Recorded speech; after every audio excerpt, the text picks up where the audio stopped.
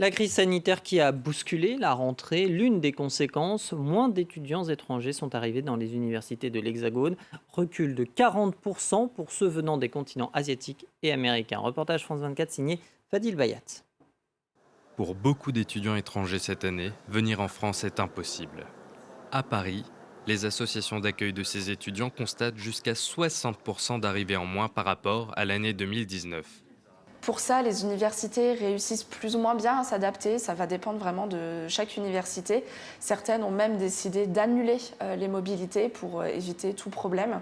Cette rentrée universitaire se fait principalement dans le cadre du programme Erasmus et avec les étudiants européens comme Michal Sobanski. Il a eu la confirmation de son échange seulement 15 jours avant la rentrée. Le temps pour les autorités autrichiennes de décider ou non d'une interdiction de voyager vers la France. Et face au risque d'une deuxième vague, il reste imperturbable.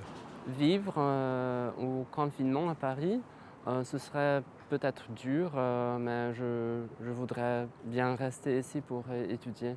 Une motivation partagée par de nombreux autres étudiants.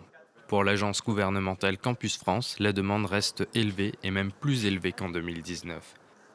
En réponse, beaucoup d'universités investissent massivement dans le numérique et proposent des cours à distance pour ceux qui n'ont pas pu venir en France. Ce qui est important, c'est l'expérience de mobilité physique que les étudiants peuvent vivre durant justement ces échanges. C'est une expérience sociale, culturelle et pédagogique qu'on ne peut pas remplacer par du virtuel.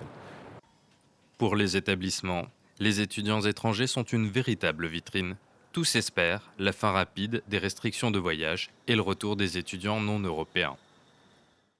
Le sud-est des États-Unis frappé par l'ouragan Sally, il a touché